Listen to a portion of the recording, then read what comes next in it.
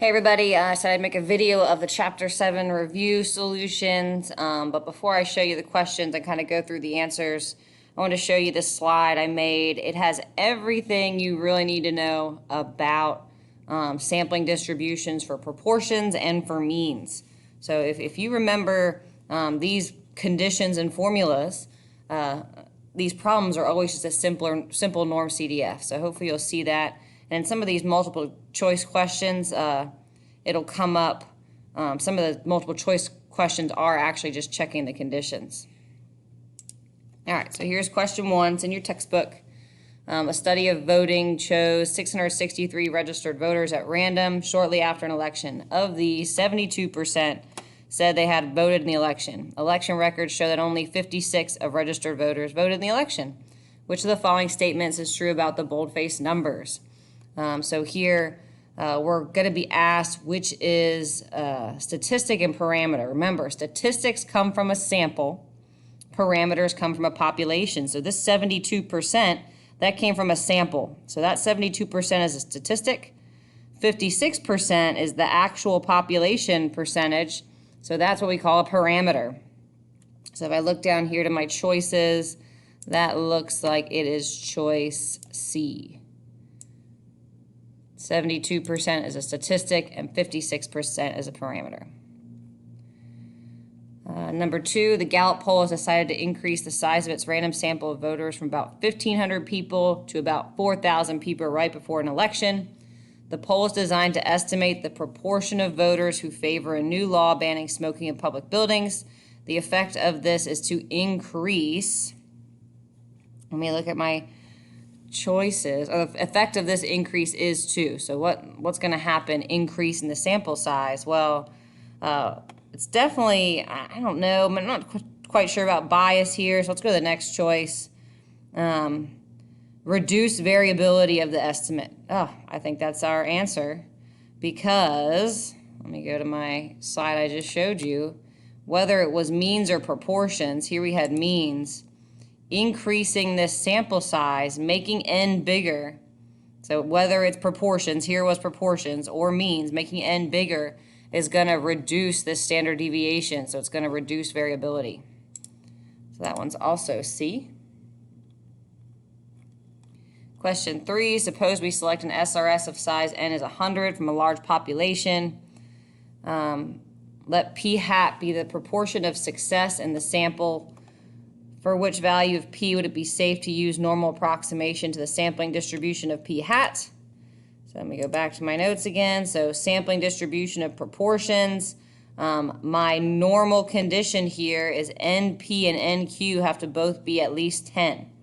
So if I go back to those choices and I look if n's 100, well, it's definitely not A because 100 times 0.01 is going to be 1. So NP would fail. Same thing's going to happen here for E and D. All right, this is P.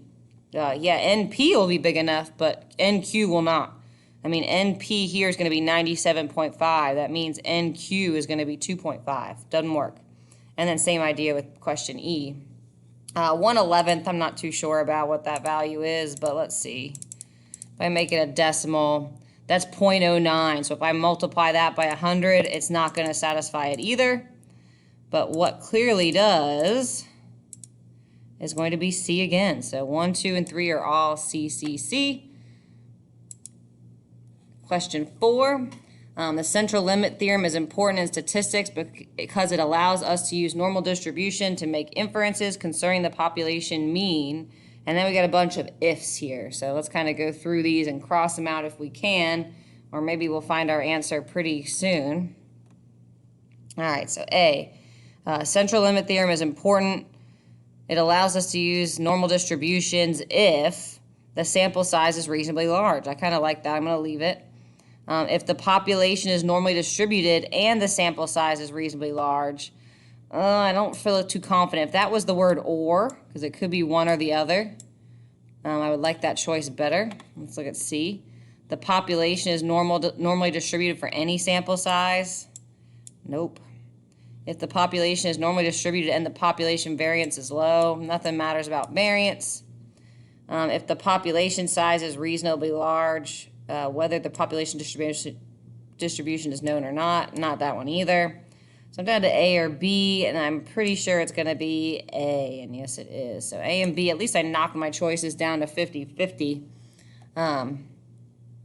But I'm going to go with A instead of B because B, we can use normal distribution if the population is normal or if the sample size is reasonably large, not both, so it doesn't have to be both.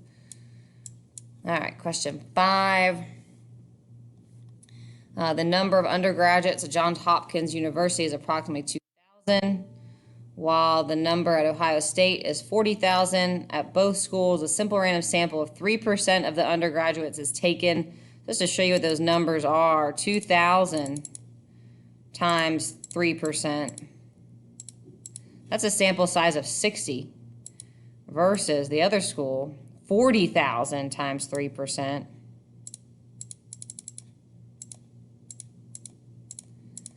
That's 1,200, so that's a big difference in sample size. Both are okay because both are less than 10% of the population. All right, each sample is used to estimate the proportion P of all students at that university who own an iPod. Suppose, in fact, P equals 0.8 at both schools. Which of the following is the best conclusion? I'm going to go back to what I talked about. I think it was question 1, or I don't know which question it was in the beginning here. If I'm dividing by a sample size, the bigger n is, the bigger that denominator is, the less variability we have. So I'm thinking that's going to be my answer here. So we're going to have less variability at Ohio State than Johns Hopkins, or Johns Hopkins is going to have more variability because n is smaller. So a bigger n makes that formula, makes variability smaller. So here it looks like choice B. The estimate at Johns Hopkins has more sampling variability than that from Ohio State. And again, it goes back to this formula. Because the sample size is smaller, it'll make the standard deviation bigger at Johns Hopkins than Ohio State. Question 6. A researcher initially plans to take an SRS of size n from a population that has a mean of 80 and a standard deviation of 20. If he were to double his sample size, so sample size original was n, he's going to double it to 2n. What is that going to have on the effect of the standard deviation? Well, let's see. So my original standard deviation, oops, I can't write with, sorry, I'm using my mouse, I'm at my computer. 20 divided by the square root of n. If I make that n and change it to a 2n, hopefully we remember a little bit from algebra. If I square root, or what's going to change here is if I square root a product, that's like having in the denominator square root of 2 times the square root of n. So what's going to change? Well, it's going to change by 1 over the square root of 2, right? So this square root of 2 is what's different. So a 1 over the square root of 2, and that is choice B. And then question 7.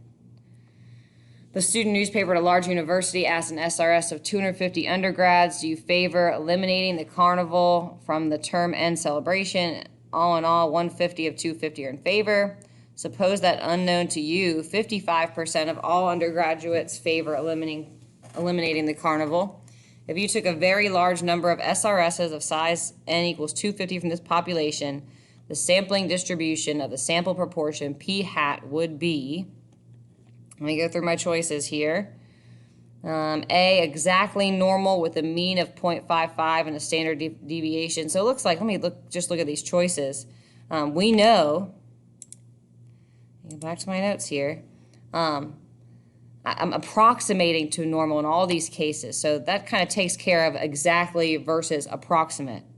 And the second thing I need to consider is the mean is going to be the population proportion, and the standard deviation will come from PQ over N, square root of PQ over N. So let's go back to my question. So all these with exactly, I'll go ahead and cross out. We're approximating normal. I'm definitely going to meet the normal condition. So P is 0.55 here. So if I do 0.55 times 250, I'm definitely meeting that normal condition, just to show you the numbers here. But yeah, both NP and NQ, I mean, 0.45 is going to make it as well. They both, I'm normal, so I'm approximately normal. So that's either B or D. And let's look at my mean is going to be the population P 0.55. So it looks like I don't even have to look at D anymore. It's going to be choice B is my answer. All right, a few more here. Which of the following statements about the sampling distribution of sample means is incorrect? So let me kind of flip back to my notes again really quick. So this is what we need to know about sample means. Let's relate that to our question. And just kind of go choice by choice here. The standard deviation of the sampling distribution will decrease as sample size increases. That looks pretty good. Let's go on the next choice. The standard deviation of the sampling distribution is a measure of variability of the sample mean among repeated samples. That's true as well. So far so good. I'm looking for an incorrect one. So keep in mind I'm looking for an incorrect. So far A and B look good. The sample mean is an unbiased estimator of the true population mean. Yes, we talked about that in that first day with the bullseye. The sample mean is a good estimator. It's unbiased. So C is good. The sampling distribution shows that the sample mean will vary in repeated samples. That's true too. So it looks like E is going to be my false one. The sampling distribution shows how the sample was distributed around the sample mean. Yeah, that's false.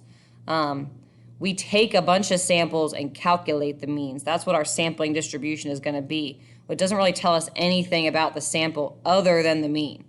So E here is the incorrect choice, which is what we were looking for. 9, a machine is designed to fill 16-ounce bottles of shampoo. When the machine is working properly, the mean amount poured in the bottle is 16.05 ounces with a standard deviation of 0.1 ounce. Assume that the machine is working properly. If 4 bottles are randomly selected each hour and the number of ounces in each bottle is measured, then 95% should occur which interval? So this is an empirical rule. So we're going to go within 2 standard deviations of this 16.05. So for we're taking a sampling distribution. I was looking for that N. So my mean is going to be the true population mean, 16.05. Sorry, I'm writing with my mouse. That's my mean of the sampling distribution. The standard deviation, so I'm going to have to go out from that. Sigma is going to be the population standard deviation, 0.1, divided by the square root of n, so divided by square root of 4, which is 2. So 1 over 0.2 as a decimal. I'm going to go back to my calculator here. Or sorry, 0.1 over 2. Make sure it was 0.1 instead of 0.01. 0.1 over 2. I get 0.05 as my new standard deviation. So empirical rule tells me that I need to go 2 standard deviations either side. So if I go 2 standard deviations below, that means I'm going to be at 15.05. That's my lower bound, 15.05. That's 2 standard deviations. That's 16.05 minus 0.05 minus 0.05. And then I'm going to do the same thing but add that twice. So adding 0.05 takes me to 16.1. And this will take me to 16.15. So looks like none of these. Last question. Suppose you are a student aide in the library and agree to be paid in the random pay system. Each week the librarian flips a coin. If the coin flip comes up, you work in the library for 100 weeks, SRS of 2 weeks, and calculate your average earnings X. The shape of the sampling distribution of X bar will be, let me go through my choices here. I don't have a lot of time. Well, my sample size is not big enough, and they don't tell me about the population, I don't think. So we don't know the shape of the population. We go quickly at 10 seconds, so my video time is up. So it's not normal, it's not approximately normal.